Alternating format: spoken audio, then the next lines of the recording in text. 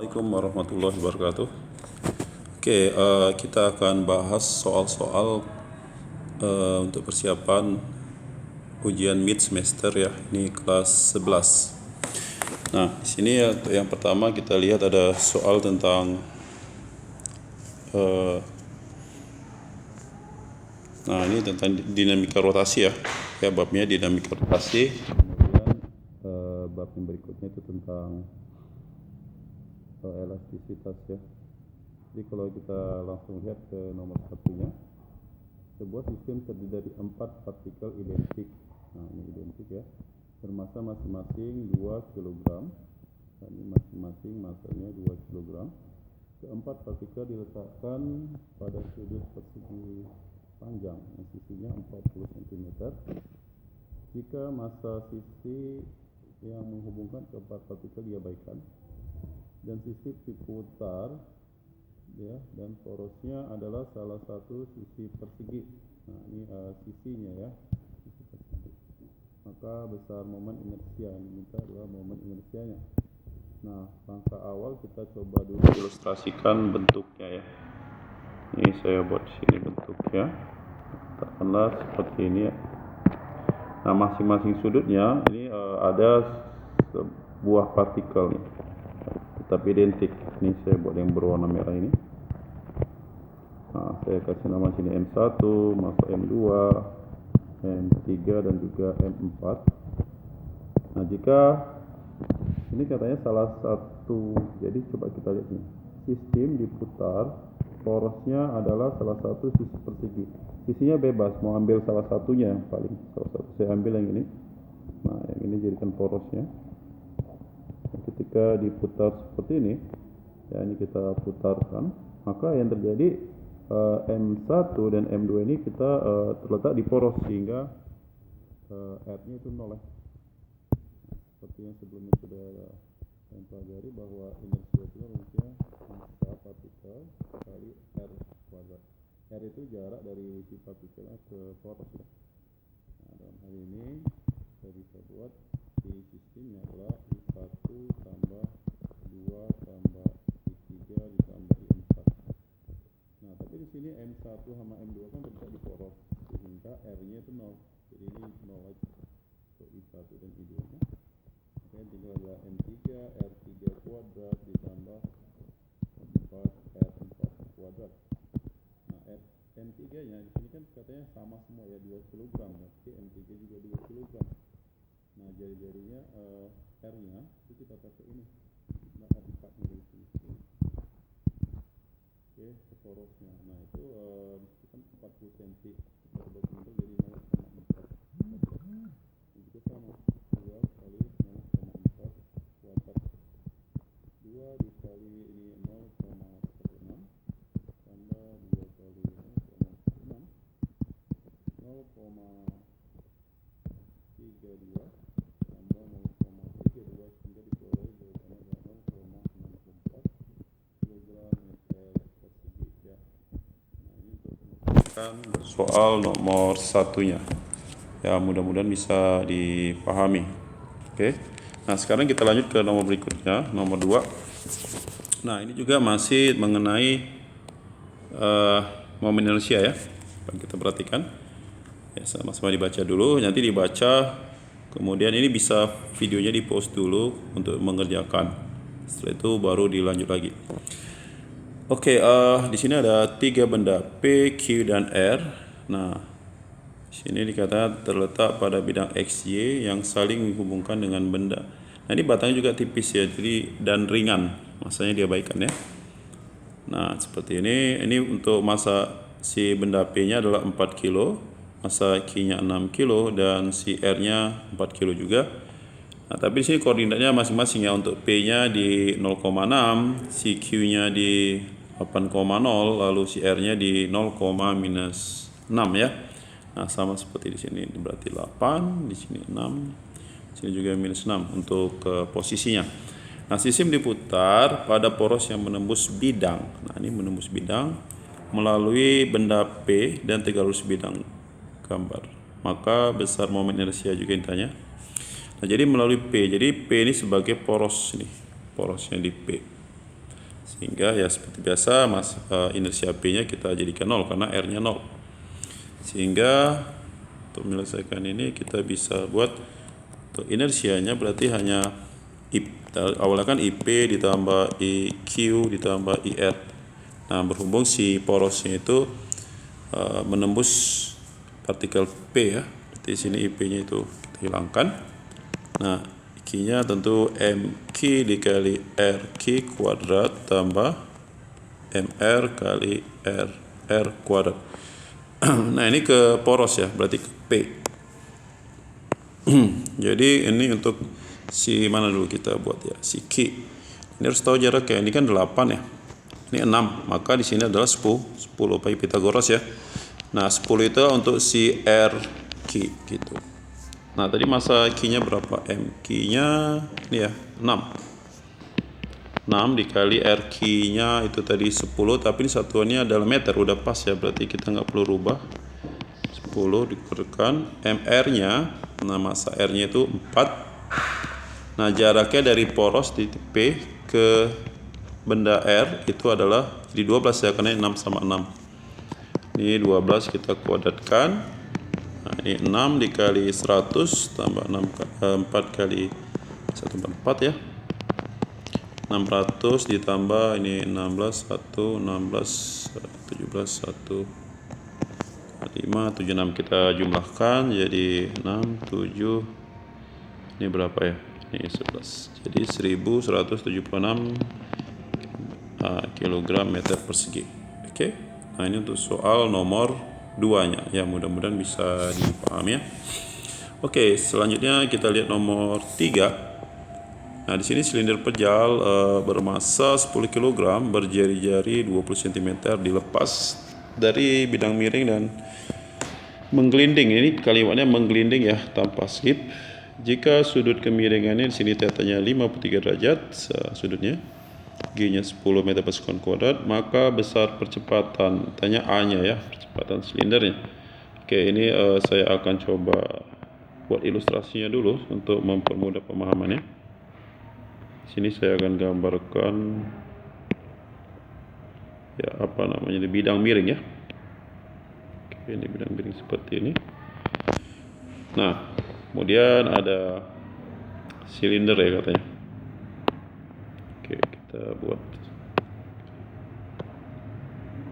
ya seperti ini mungkin cukup. Nah, dia menggelinding tanpa slip. Nah, kalau menggelinding berarti ada garis-garis gaya ya. Tentu gaya yang menyebabkan dia bergerak itu geraknya ke bawah ya. Itu sebenarnya gaya gravitasi, tapi kita gunakan yang searah dengan bidang miring. Nah, kalau di sini theta, yang ini adalah mg sin theta. Lalu ada gaya geseknya F ya. Nah, dalam hal ini kalau dia dikatakan menggelinding terjadi dua gerakan ya. Yang pertama itu gerak lurusnya, kita gunakan sigma F sama dengan M kali A. Nah, yang searah gerak ini kan gerak ke bawah ya. Searah gerak itu mg sin theta dikurang gaya gesek sama dengan M kali A.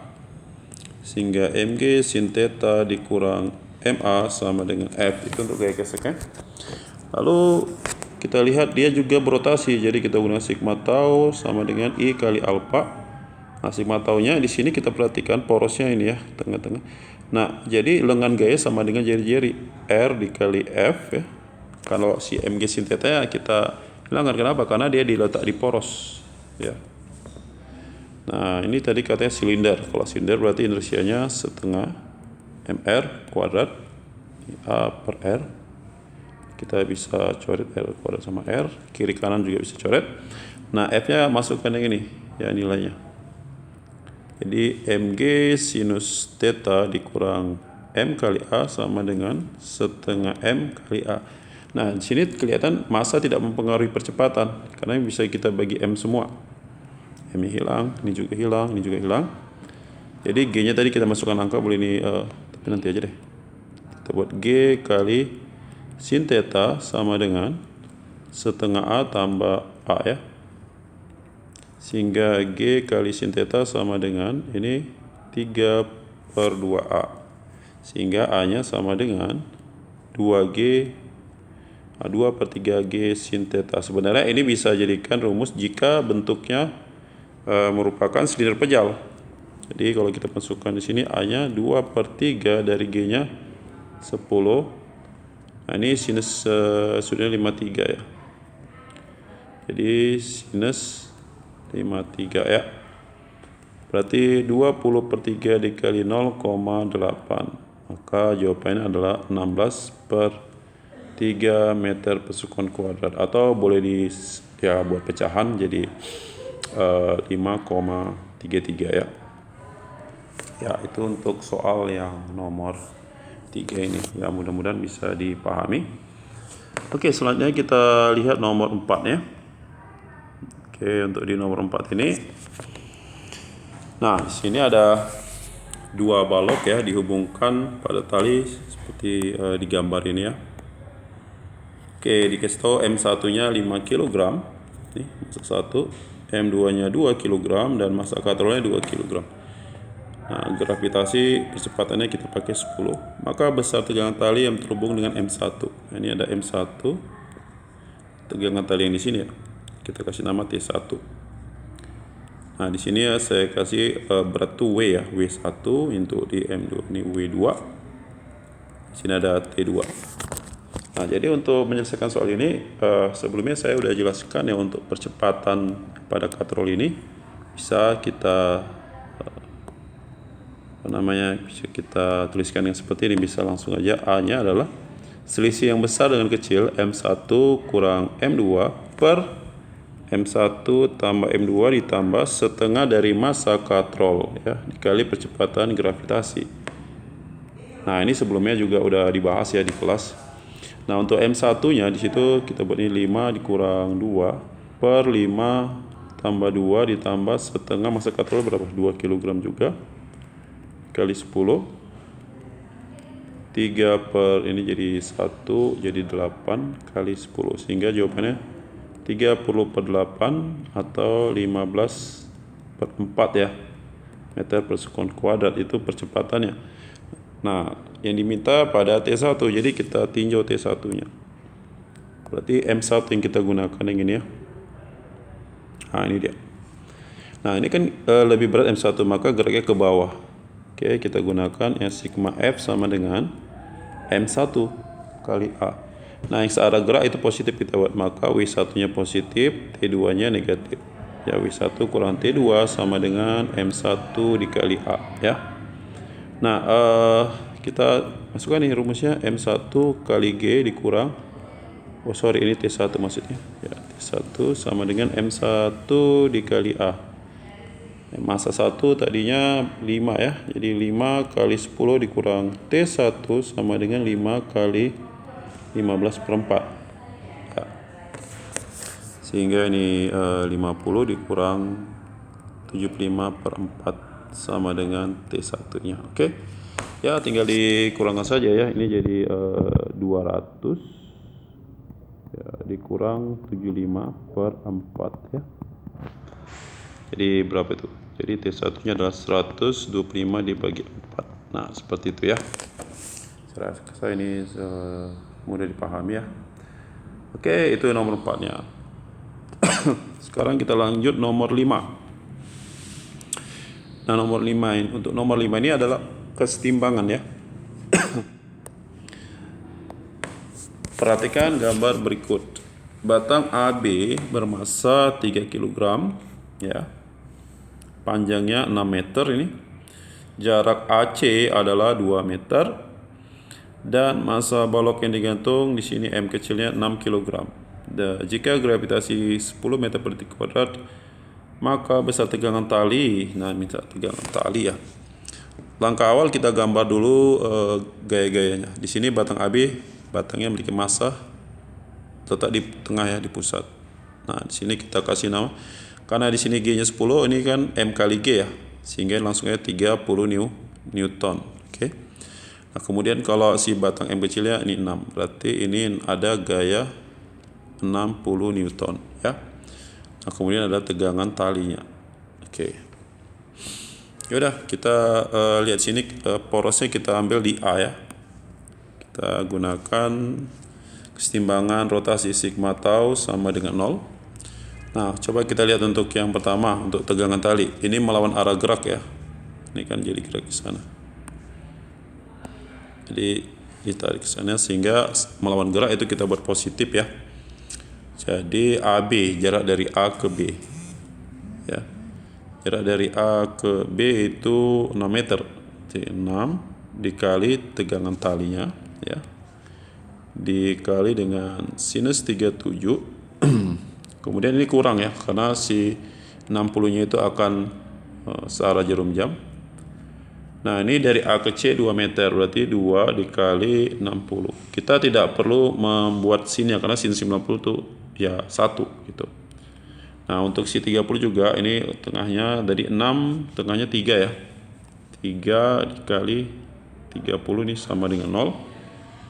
Oke, mungkin kalau bisa dibagi sederhanakan bisa ya.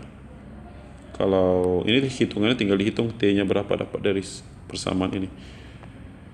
Nah, sebenarnya bisa kita bagi berapa ini semuanya? Bagi 6 ya. Atau bagi 3 dulu lah. Bagi 3 ini jadi 2. Bagi 3 ya ini 2 juga.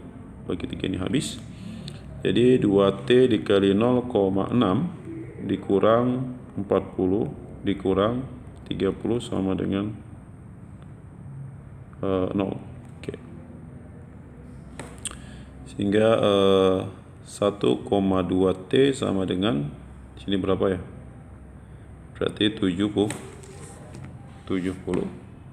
Sehingga T-nya adalah 70 dibagi 1,2 atau 700 per 12 ya.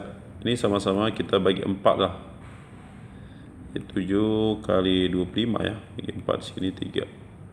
Ya tinggal dikalikan. Ini 5, 3 14 tambah 3.